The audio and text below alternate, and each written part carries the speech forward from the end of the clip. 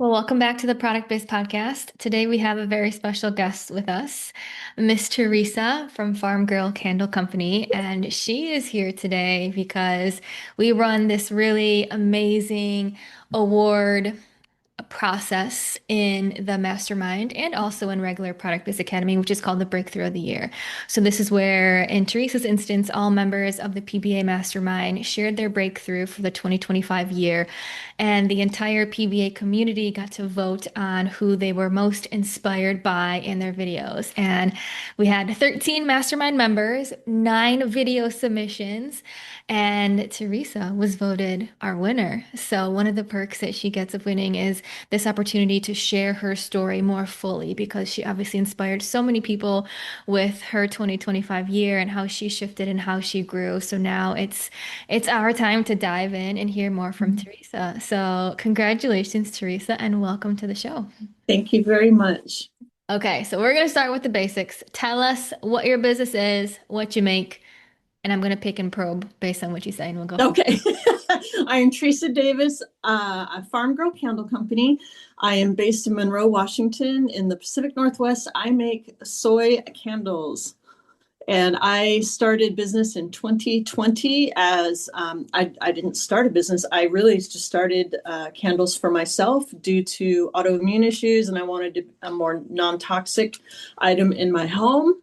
And I could see where other things were affecting myself and my pets. And I fell in love instantly with making candles. And I just said, wow, I need to do more of this. And I just kept pouring and pouring. And there was something inside of me that just wanted to take it further and learn how to, all the ins and outs of it, and making a safe product. And before I knew it, I was in business. That's really the short version. now. Tell us when you were in business, what did business look like for you? Like once you're like, okay, I love making candles. I want to share this with more people. What did you do next? Um, well, it was interesting because I started right before COVID hit. And so I was making and making and making and burning and burning. And my friends kept saying, hey, you need to sell those. You need to sell those. And I'm like, whatever. I've got a full-time career. I'm good. I'm not cut out to be a small business owner. It just never even occurred to me. And the more I went making stuff, it was actually my husband. He's like, what are you doing with all this stuff? And I said, I'm just really enjoying it. And he says, well, maybe you should sell them. And I'm like, no, I don't have time for that. That's for people who don't have full-time jobs. Then they can run their small businesses, not for people with full-time careers.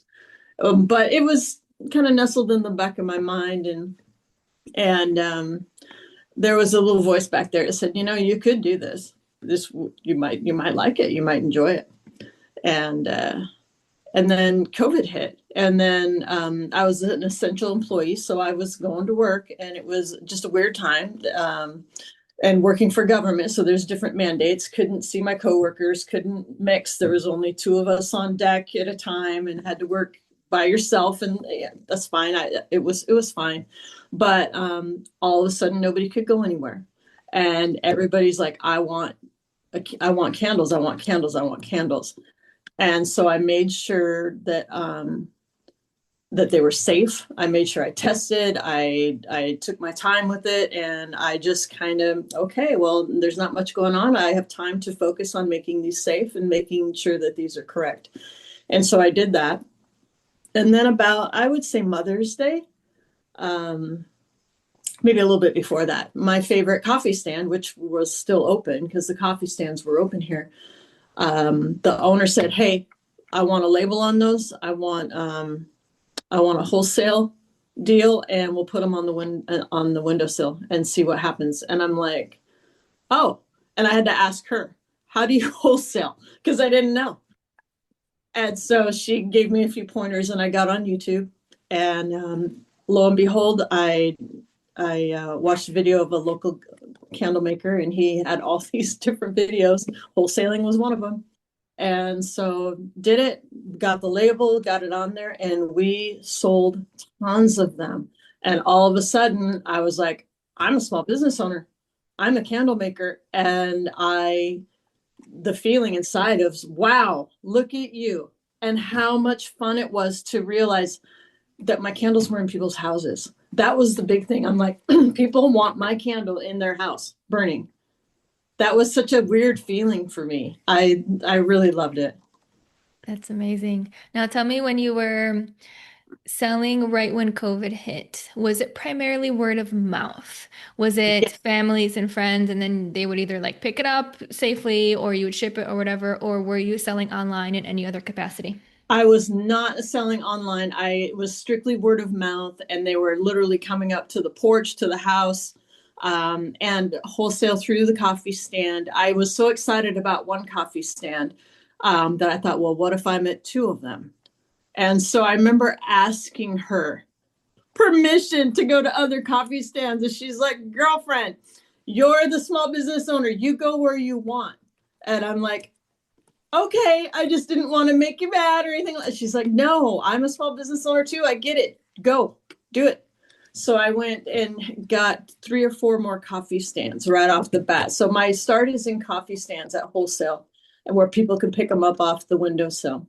Mhm. And I did that. I had a couple of open houses during COVID where people actually came up to the house, and I opened my little tiny little studio because it was a little tiny little room back then. And I couldn't believe the amount of people that showed up. We looked like a car lot up here, and my husband had to come out and direct parking. It was insane. And that's when I knew I was onto something. I'm like, okay, I just opened up my studio.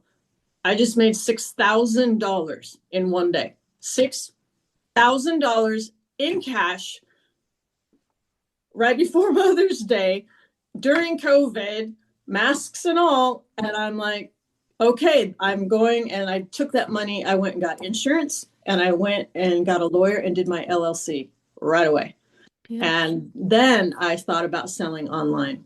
And Mhm. I did that. I did the online thing in 2021. I bought a website through a web builder here in town, and it ends up being my biggest mistake. Mm. So I don't know if we want to talk about that now or later, but Okay. it's one of the learning lessons, and I don't recommend it. Yeah, we'll get there because I know the story. So we're going to weave into there.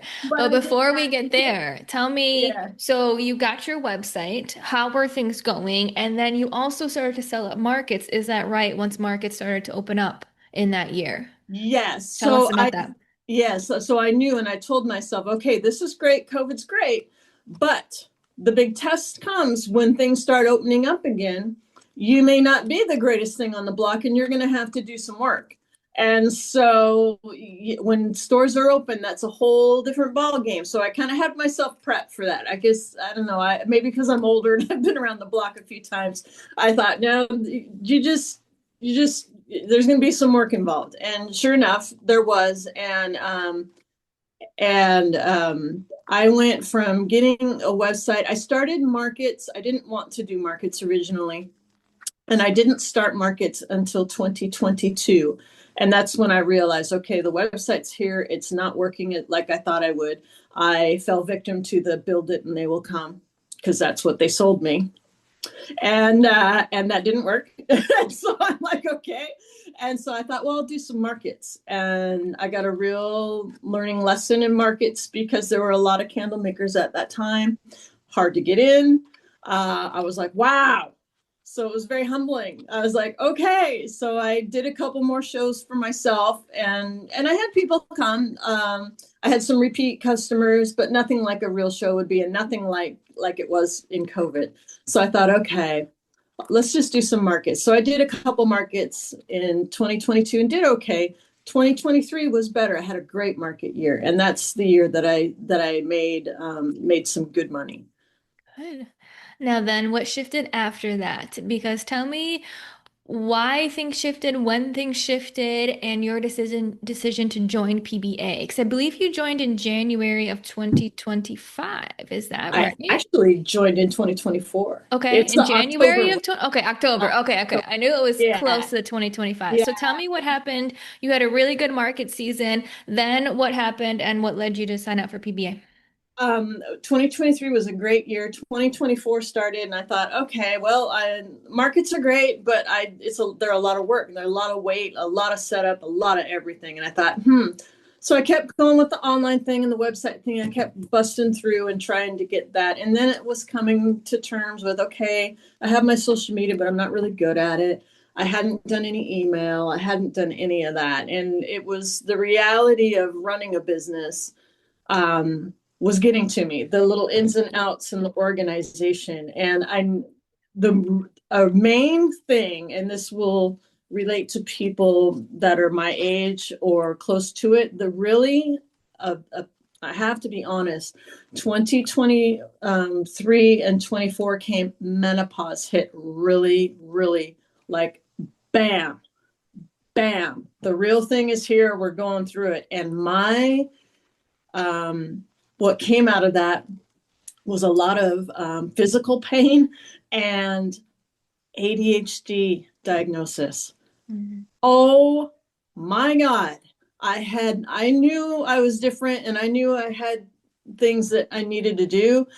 ADHD in late 2023 and 24 was so bad. And I'm like, oh my God. And not only can I not run a business, I can't do my regular job. I cannot clean my house. It was a disaster. I was really, really hit sideways by that. I did not know what I was going to do. And I went to, it was a mess. And I went to my doctor in tears, to my naturopath who'd been treating me for my autoimmune issues for years. And I'm like, what the hell is this? And he says, that's menopause. And that's what we do. So I went on HRT, hormone replacement therapy, and it literally saved my life. And I saw some physical pain relief. I saw a lot of hormonal relief, and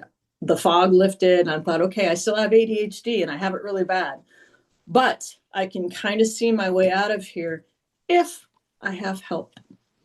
And so I promised myself, if I can find some way of learning so I'm not so overwhelmed by everything that you have to do to be a small business owner online these days. I'm in that generation that's older and kind of missed that boat. And so it doesn't come as easy to us as it does to you younger folks. And it goes against everything that the conditioning that we had. You don't put yourself in front of a camera. You don't talk about yourself. You don't talk about what you do. You don't do that, And so I'm like, well, I need some help. And that I actually had started looking at many different coaches, and my feed was just bombarded with online sales coaching and all this stuff. And I'd watch their little spiel. I'm like, no. And there was something about yours that came through. And what got me was your face and the hot pink. And I thought, okay, she's got hot pink. Let's see okay, it's loud, it's bold. Let's see what's going on. And when I went through your presentation, when it was 4 hours long, I knew less than an hour, that I had to find a way to do this. Number one, there's my answer. It isn't YouTube videos. This is the answer right here. And I had tried many things. I'd spent some money, and I was kind of disillusioned. I thought, nope, this gal is a no bullshit gal. She's going to call me. She's going to call me on my BS. She's going to be good. And just how you laid out the foundations, which was what I was looking for. I'm like, I have the foundations. Not everybody thinks to do an LLC right off the bat. I did. Insurance, that kind of thing. I knew I had the smarts. I just needed the help with the stuff that I just truly couldn't align with, like the social media, the Etsy, the fair, that kind of thing. And so when you laid out the modules and the foundations, I'm like, I got to do this. And you weren't done yet. And I was signed up. I was like, let's do it. I love it. Yeah. And the rest is history. Basically, yeah, I finished up my markets for 2024. I had 2 left. It felt really wrong to do them, but it felt wrong to cancel. So I honored my obligations and I went through them. And I remember they were okay. But the economy and just my whole emotional state. I didn't want to be there, and it showed. And I was happy to see my customers, but I kept telling myself, you don't have to do this anymore. You don't have to do this anymore. She's going to show you how to do this without doing markets. And I remember sitting at my last one going, you know what? I'm never going to set this up again. And I'm never, has that stayed true? yes. Yeah, which is what, Yeah. 2024, right? Yeah. Wow. So 2025, I did not have any markets at all. Hmm. Yeah, so 2024 was October of 2024, and yes, the rest is history. In my world, in my mind, there is business before PBA, and there's business after PBA. I love that. Well, Mhm. okay, so let's talk about it after PBA, because I know one of the biggest things that you did is the rebrand from being part of PBA. So you Yeah. did that as one of the bonuses that we offer, and then you went and continued on to work with Kendra and her business to fully rebrand the labels and everything. So I'm going to ask you your experience on that, but before you do, what I want to mention really quick, just the logistics of it, so the person listening right now knows, but when you do enroll in Product Biz Academy, you can get a free rebrand. So you work with Kendra, who's on our the Monica Little Coaching Design team, and she will redo and create a custom logo, custom fonts, custom color palette, custom brand vibe that then allows you to truly stand out online. Now, that's one thing that you get inside PBA, and what Theresa did afterwards is continue to work with Kendra through Kendra's own design business, which she does have, to fully redo her labels and bring that brand to life. So tell me about that entire experience. I told myself when I joined PBA that 2025 was going to be the year that I needed to prepare myself to sacrifice, to get everything done and take whatever money I had and put towards a rebrand. When you talked about the rebrand, I thought, well, that's cool. And then when I got it back, I'm like, okay, this is, you have to rebrand. You are an idiot if you do not rebrand because this is gorgeous. And you have to get rid of whatever you made up. You have to detach from that and just realize that you need the pros. And you do a wonderful job. I don't think people realize it at first how good of a job you do bringing the professionals into your world so that they are accessible, and you do an even better job of helping us break up from what we built. Even though it's good and it gets you by, um, you have to step aside from that. And I remember one of the calls or something, and I don't remember what you said, but I was like, holy shit, I she's so right. And I was like, ouch. I think it was the one where something about the difference between a small business and a hobby. I was like, Mhm. oh my gosh. Okay, well, all right. So I sat with that and I thought, you have to rebrand. So even if you don't make any money in 2025, you need to put all your extra money towards a rebrand. And so I did that. And Kendra is absolutely amazing. And she does it in a way that makes you understand that you help design it as well. So you don't just sit back and she says, okay, here it is. You have your say in there. You have what you like, what you don't like, but she will gently steer you towards what's professional. And I went to it with a very open mind. I just said, you know what? I'm going to be open. I'm going to, this is who I am. Let's see what you come up with and let's see how I like it. I totally divorced what I had come up with. I thought, if you're going to divorce it, go all the way. So I did. I split up with it and was very open. I did not think if you were to tell me in 2024 that I would have had all this color in my brand, I would have told you were insane. I was used to the craft paper brown. I was used to farm and rustic and rusty. I'm like, what?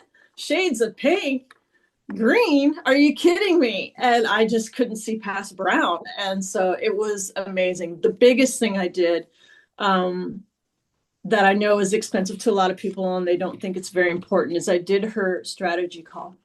And that strategy call is really, really important because you have an hour with her and you basically say I'm either ready for this or I'm not ready for this. And you basically have to commit to yourself of, hey, I'm going to go full rebrand, or I'm just going to stick with the freebie and do the work myself and figure it out and make my own labels. And I just thought, you know what, I have these professionals at my fingertips. I'm going to make the budget work. I'm going to make it happen. And that's what I did. And I'm so glad I did. There were stressful times. There were some stressful moments where it's like, wow, okay, I got this. But it was so worth it. And I honestly, I can't even remember really what business was like before that rebrand, Mhm. before August of 2025, when all the labels added up and everything got made. It's hard for me to remember what life was like before then because it's been so different after that. Now, can you describe your labels a little bit to us, to the people who um, can't visually see them? Because you mentioned before it was rustic, it was brown craft paper. Now, Yes. what do your labels entail? I wish I had them right in front of me too. My labels were very square, rustic, typewriter font, brown craft paper, and I did it myself on Avery. I had a printer. After I did it myself because I couldn't figure out how to do it online. I couldn't figure out how to do a proof and get it. It just wouldn't line up. So I just said, screw it, and just got a printer and just the easiest way possible. I just did it, and it worked. It doubled my sales from my little homemade label. But now the label is a wraparound label. It is colorful. It has an illustration on the front. And Kendra designed it so that different scents, I'm doing different things. So Cashmere Plum, for example, has me wrapped up in a blanket, sitting in a rocking chair outside the barn. Blackberry Magnolia has me with a basket picking blackberries on a bush. So she brought in illustrations, which I never would have thought I would have liked any illustration. It was so foreign to me. And when I saw her label mock up, I cried when I saw it because I was like, wow, I can't believe this. And the label wraps around the candle, and one side of it has all the warning stuff that we have to have and the weights and stuff like that. And then the other side has the scent notes. It has the scent notes so that people can read it and know what they're getting into. And it also has a little tag phrase, if you will. So yeah, like Cashmere Plum will say, like wrapping up in a blanket on a chilly fall night, that kind of thing. So it sets the tone for the candle. And it's stuff that I knew I needed, but it's stuff that I didn't want to do. Mhm. And I didn't want to do scent notes. I just thought, if you like my candle, buy it. If you don't, then don't. I don't care.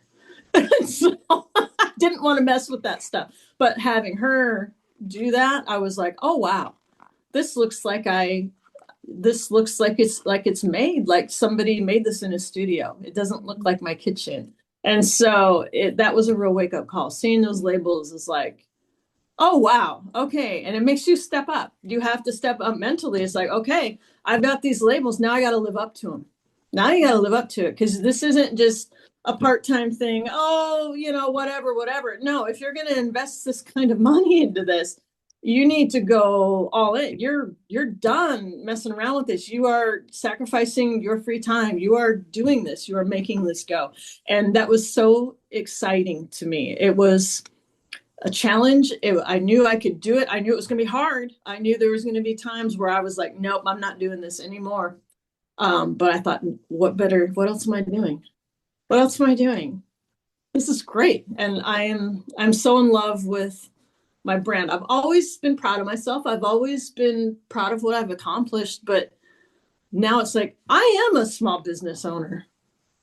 I am a small business owner. I am a CEO. I'm not just wearing the necklace. My God, I am one. What now? What else are we going to do? Yes.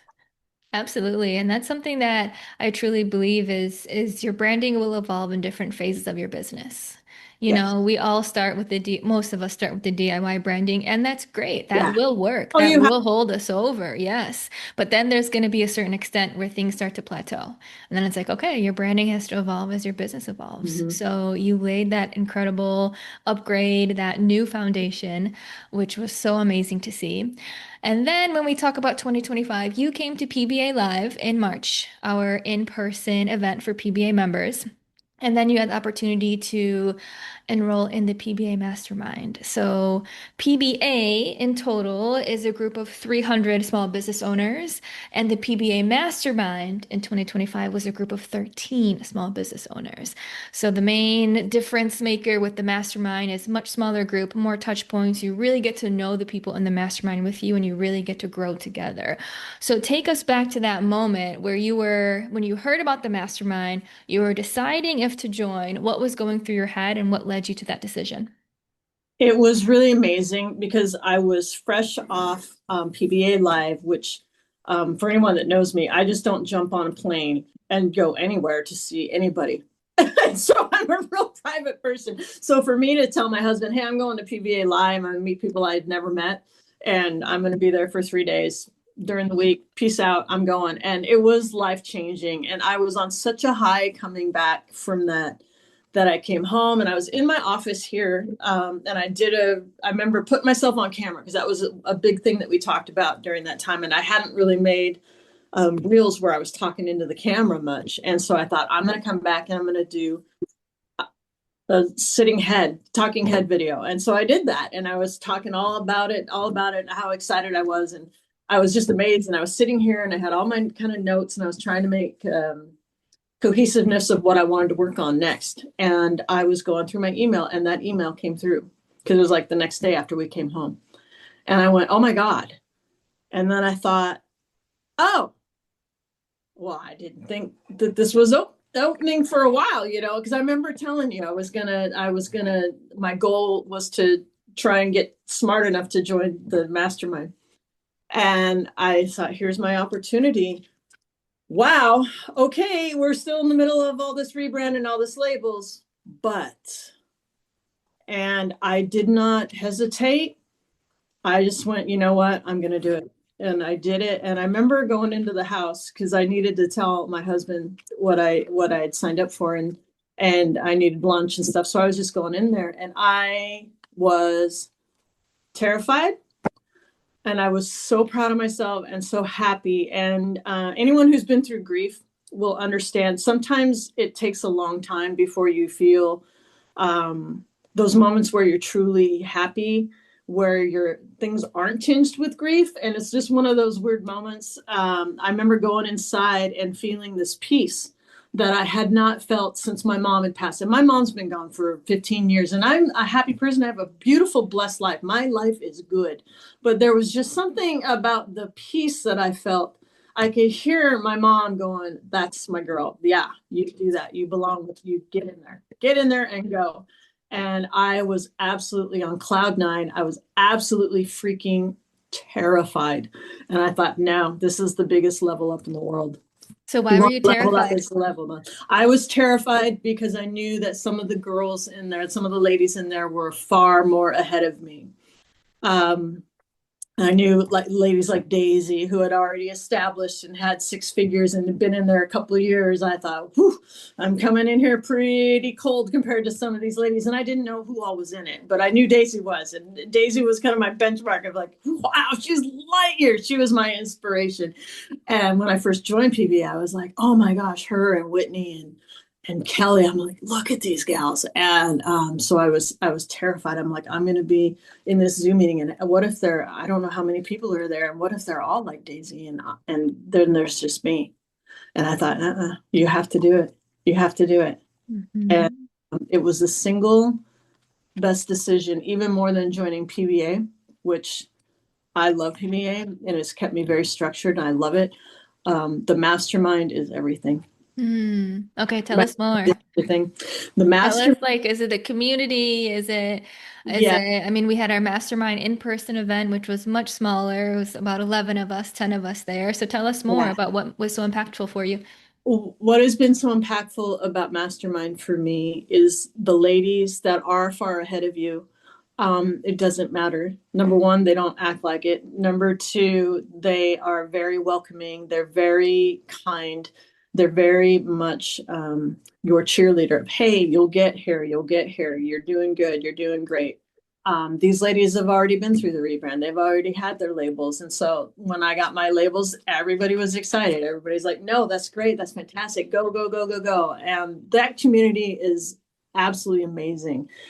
And it's nice to have a smaller group where you know what everyone's working on. So I know that group of 13 women, half of them are doing Facebook ads.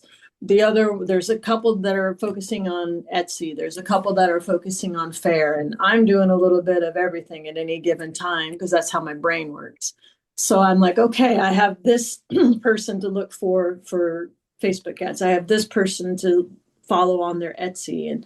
And you can take the time. They're all teachers. I would call every one of them a teacher. But you don't realize that when you get in there, you just don't realize what you're going to see. But what it has turned out for me is I have different teachers for different things. And then I can put my own spin on it. And now I'm understanding how the community works. I've not been part of the community. I didn't play sports growing up. I had a family. I was raised in a family that stayed home and didn't do much and didn't have, I've never had a great big circle of friends or anything like that. And so it was wild to me to be part of a community that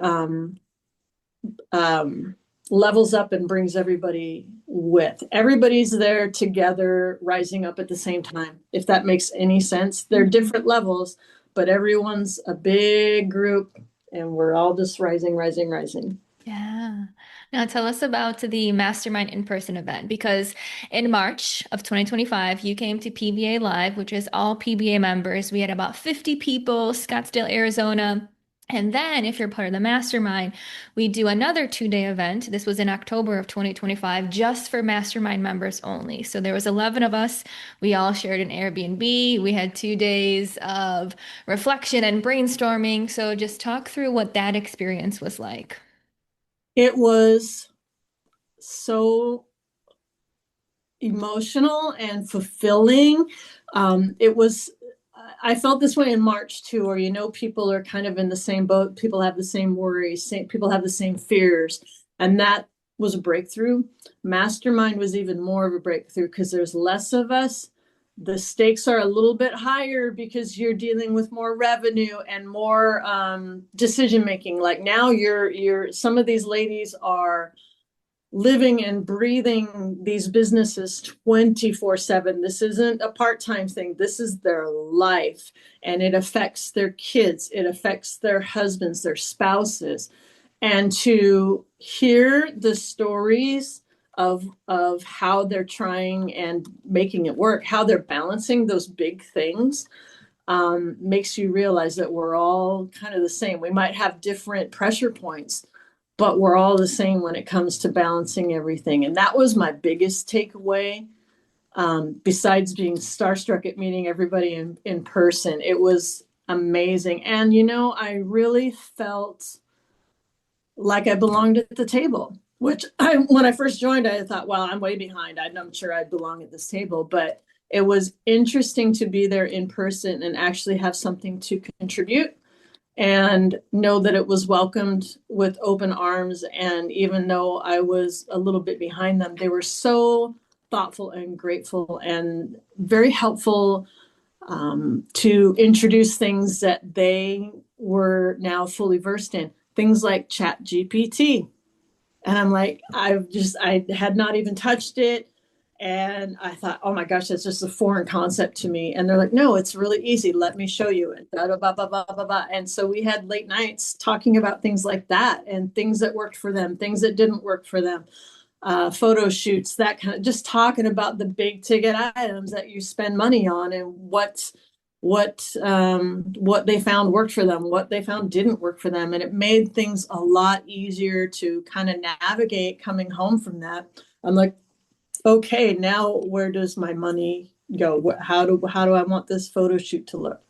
How do I Mhm. want my online presence to look? Knowing that I had real life examples that were working.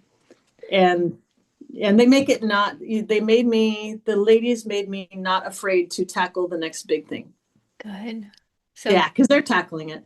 yeah, I Yeah. love it. Yeah, that was the specialty days. It was a lot of fun. It Oh, it was, was amazing. yeah, Yeah. it's so good. It's good to get a smaller group. It just, conversations are different, and you really get to Yes. brainstorm together and problem solve together. And Yes. yeah, exactly like what you said, share and learn from each other.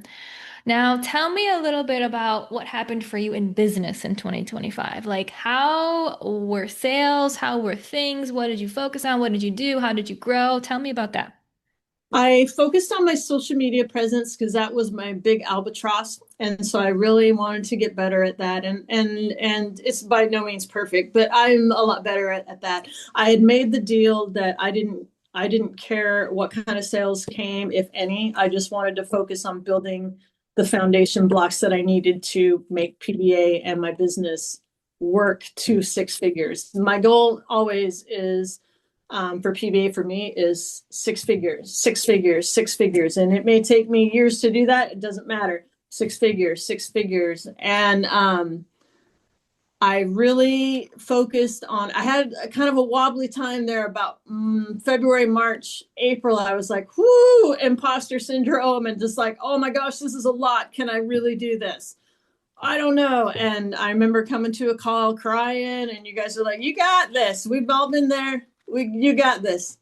And you said you're famous, and you have to say it a lot of it's going to take as long as it takes. It's going to take as long as it takes. Quit trying to control it. Quit trying to get this timeline. I got to be here, here, here. Just get out of there. It's going to do whatever it's going to do. And once I remembered that and worked through that, then it was clear sailing. And then it was just getting stuff paid for. I'm like, okay, my labels aren't going to be here till August because that's when I can pay for them. Okay, relax. Okay. Okay. Kendra will be done with the branding in June because that's when I can pay for it. Okay, relax. There's nothing to worry about. And you know what? I just promised myself I wouldn't do markets. I canceled all my markets. And I just said, whatever happens, happens. And I had a beautiful Mother's Day season. I never really I do okay for Mother's Day, but it's never been a huge holiday for me. I had tons of business, mostly wholesale, but I did $5,000 or $6,000 in wholesale. I'm like, well, there you go. There you go. There's your first lesson right there. So that paid for Kendra, and that paid for my labels to, most of the design work for that and to get down there. So I was like, I was all pumped. And I thought, okay, well, that'll carry me through the summer. And then the labels came right at the end of August into September. And people were ordering, my wholesale clients were ordering the last weekend of August for fall already. And so I didn't quite have my labels done, but they were going to be done by the time that it shipped. And so I was really excited and a little nervous that I hope they like them. And everybody loved them. And I had double and triple reorders in fall, which I never have. So I typically do in the fall. I do 6,000 between wholesale, and then probably a couple thousand in retail, either a market or the pumpkin patch that I do. I usually do about 1,500 at the pumpkin patch, and this was my third year. And then my coffee stands and the couple of stores that I'm at. So I knew I would have a good fall, but I wasn't expecting double and triple orders. So that was nice, especially after 2024, because a lot of us didn't make a lot of money in 24 because 24 was just a hard year. That was an economic downturn, and just a lot of us didn't see some growth in 2024. So already I knew in the back of my mind, I'm like, okay, you're going to go the same as 2024. You're going to be okay. Whether you, even without markets, you're going to be fine. And my big concern was as long as my upgrades and my labels were paid for, that's all that mattered to me. And my trip down to Mastermind was going to be paid for. And so fall came, and I ended up doing $3,000 at the pumpkin patch. So I doubled my sales at the pumpkin patch. I ended up doubling my wholesale. for fall. So I did closer to, instead of $4,000 or $5,000, I did, I think, just under nine this year. And then Christmas season came, and I did push for my Christmas, but I wasn't quite dialed in with like emails and that kind of thing, or gift boxes. I did a gift box at the last second, because Jamie helped me. Jamie helped me get my website changed over, and that happened in September, end of September. And so Jamie was able to get my Shopify site up, and that is another lesson that it was amazing. And I'm so glad that I did that. And I managed to get 8 or 9 orders off my Shopify website in that couple months Christmas season, which for me was a boon compared to the $10,000 website that I'd had for 4 years, which had still less than 100 on it, and I'd spent 10 grand on it, and it was awful, and it was learning lesson. So I was relieved to get that done, and that was more important to me. And then Christmas ended up, I started out really strong, and then the last 2 weeks got kind of quiet, which I didn't mind. It gave me another couple weeks, but I still ended up being at about, between everything, I still ended up having the same Christmas season that I've had the last 2 years, which is, it pushed me to, I think I ended the year at 23,000, which is, just under 24 was, that was a little over. 24 was less than that. It was 20. So 23,000 for the year. Most of it's done in November, December. Now, I know a couple things that we had talked about. One thing you mentioned was towards the end of the holiday season, or maybe the beginning of the holiday season, your supplier actually ran out of wax. So your Yes, goal was, let me just sell through everything that I currently have. yes, And didn't you get pretty close to completely yes, selling out? yes, I did. And any candle maker who has to do taxes understands. We learned the hard way, and I learned it the first year. It's very easy to make candle after candle after candle. And if you've got a nice, big, beautiful studio with cubby holes in it, like mine, that hold 40 candles in each cubby, it's fun to fill them up. And make and But make and make. and make and make and make. And that was one of the first lessons I learned in PBA. I'm like, wow, I'm doing this all wrong. And so, and the poor tax man, because you have to count that at the end of the year, you have to count everything on your shelf and you put it towards the next year. So on paper, in my mind and in real life, I've made a profit every year because candle makers make a good profit every year. But on paper, I made a loss every year because I had too much on the shelf. And the taxman's like, you you can't do this. And so it took me 2 years to get all those shelves down. In fact, when I rebranded to my second homemade label to the craft paper, I those were all 2021 candles that I did that. So 22 and 23, I sold 2021 candles because I had so many, and I had too many. There was a point in time where I had 72 or 73 cents. It was insanity. Insanity. So then I whittled it down to 40, and then I whittled it down to 20. And one of the first things we learned with you is to get that down. And I remember Kendra, who made it real easy for me because of the sheer expense of it. It's like, okay, well, we're doing 10. And I'm like, I didn't think I could do it. I was like, I've not been able to do this in the past. I don't see how I'm going to be able to do this now. But I did. And now that I've done it, and I whittled down from 7 sizes to 3, I'm like, this is great. I ended up the season with 55 candles left on the shelf of the 3 that I whittled down to. Wow. Everything else I managed to sell or give away. I gave away some of them. I used some as samples, and I picked up some 3 or 4 different wholesalers this year in 2025 since my labels kicked in. They're small orders, but that's okay. They're initial orders, and I look forward to their reorders, which Fair Marketplace is going on right now. and for their spring market is going on today and tomorrow, and I'm really curious to see how I do there. We'll see if I have reorders and things like that. That's amazing. Well, Yeah, when I look at and hear the story that you're sharing with us here, when you say 2024 was around 20,000 and 2025 was around 24,000, the big takeaway I want you to know too is a lot of people were actually down in 2025. There were a lot of yeah, small business owners that were yes, down like 10%, 20%, mhm, 30%. So the yeah, fact that you saw growth while you were in a massive up-leveling stage, like you were creating new foundations and you were growing. That is yeah. something so I did not incredibly, think I could do it. I did not think I would do it at that all. is something to I be so proud of. Yeah, that was the amazing part. And I know candle makers, I know other craft makers and things that have just they're gone.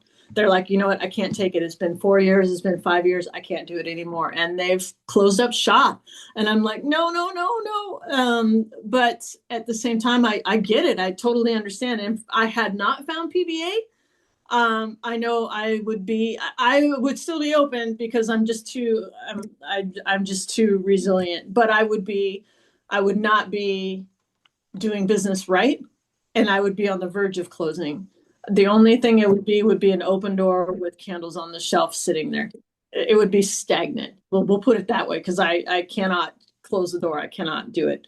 Or the state would shut me down because they only let you go so long with making a loss. I mean, they just don't let you stay in business for 10 years making a loss. So I had that pressure of making it work so that the state of Washington doesn't shut me down because I show on paper a loss 5 years in a row. And so the tax man was really good about it in 24. He did tell me, because I told him I'd signed up for coaching, and I said, will they audit me or come after me? And he says, if you can prove that you're scaling and you're trying to scale, they will let that ride a couple more years. He says, you got a couple of years of grace. I said, okay. Mhm. So I'm very curious to see how my taxes will turn out this year, knowing I trimmed up my expenses. My expenses, I know, were cut in about half because I just would not let myself buy anything until I absolutely needed it. Having the wax shortage was a huge blessing. I laughed when I actually laughed out loud because I thought this is God and the universe helping me to trim down and not have so much excess, and like bare minimum, this is them helping me and every other candle maker that needs to pivot or whatever and find a different way to do it. And I haven't heard of anyone closing because of the wax. And sure enough, wax is back. It's fine. It's there and there's no problem. It was just a weird, like a month long, 2 month long thing. And it was wild, but it was so good on me because I'm like, I got enough. I don't have to pour. I missed pouring, but at the same time, I'm like, what better way to have to do what you know is the right thing than to not be able to make them? Yeah. Sell what you got. Sell what you got. And that's Make a what you reel did. about how empty the shelves are. Hmm. I love it. So, what is business like for you now? Because when I hear this full story and hearing you feeling stuck online, feeling stuck with social media, feeling stuck, maybe not knowing where to turn to, how does business in general feel now? Are you having fun? Is it a joy? Is it like, what does it feel like? I wake up every day um, thankful that I'm doing it. It's fun again. I've had it be fun since the labels came out. It's been Fun City because that was the biggest stress I had was okay, let's just get this over with and get this expense out and then we'll do it. It's been so much fun. I feel like when I first started, I actually feel like I did start again, and it's just amazing. And even though I still have my full-time career, I love thinking about it. In the morning, I'm like, okay, I pick my three things that I want to think about today, and then I'll work on them throughout the day as I can, little bits. And I changed up how I do my socials a little bit. I do my socials. I had it in my head, stuck in my head, that you've got to post by 8 o'clock in the morning. And I'm like, says who? So now I come home 3:30 in the afternoon. I open the door. And I'm like, what are we going to talk about today? And so I do it then, and then I post at night. And it's like amazing. It's the difference is amazing because I'm more relaxed. I'm more me. And it just is so much more fun. And the biggest takeaway I have in this business is there's so much more I want to do. Having the farm stand, selling baked goods, all this wild stuff that farm girls want to do. I want to do it. And now I'm like, let's do this. I can do candles and a farm stand. I can have baby goats. I'm all right with this. It gives me the confidence that instead of waiting for the 5 years until I'm retired, which is when I thought the farm stand could happen or the nursery or anything else I wanted to do, you do it now. It's all here. So your candles are here. They're doing good. So relax and do the farm stand. So that's what I'm focusing on now is opening up my little farm stand. And then next after that in the spring, I'm going to run a nursery just for like a month on the weekends, just bring enough plants in to see how they go. And I just see myself doing those little, they're not little, I always call them little things, but they're little things that were in the back of my mind for a long time. And I thought, oh, one day when I'm retired and I have the time, that's when I'll focus on that. No, focus on it now. Do it now. Run the farm stand 3 months, then run the farm stand during the summer. Mm-hmm. But my candles are year round, but I have certain seasons. So just, they're here. I'm talking about them. If people want them, you want them. I no longer get offended or take it personally if I go a couple months and don't hear from anybody. I'm used to it being a ghost town. And from January till May, it's usually pretty quiet. And already I have people, hey, I'm done with my winter candles. Can I come up and shop? Yep.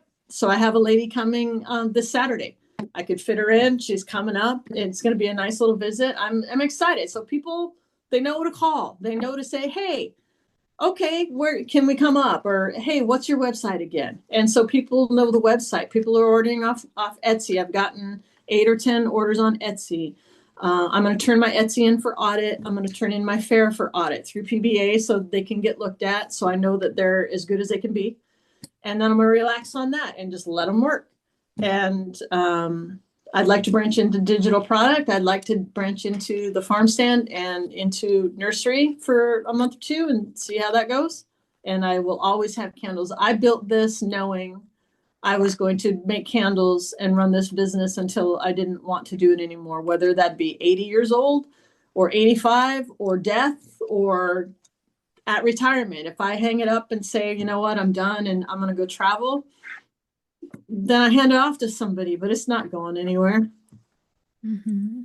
I have a newfound joy for it. And now it just feels like life. It doesn't feel like the stressful part of life that you're trying to make work. Mm. I just understand that it's part of my life. It's working. And someday it'll work in the sales figures that I'd like to see. Absolutely. It's When gonna, it's supposed and to. it's done. Yeah. Yeah, you just keep showing up. And I keep getting messages here and there of people like seeing me be myself on camera. They're like, I love it. I love it. I love it. And it's just, I knew I had something. It's just being confident enough to let it show.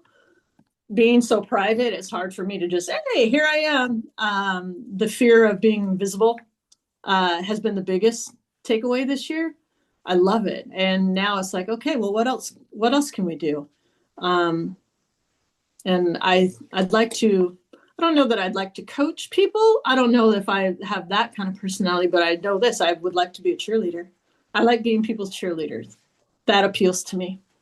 Absolutely. Well, seeing you grow so much since I first met you in person, March of 2025, and obviously getting to know you on the Zoom calls before Yeah. then, but Theresa, seeing you grow so much, it's just amazing to see. And I'm so excited for your 2026. I can't wait to see everything that you do this year. I know it's just going to keep growing and growing exponentially.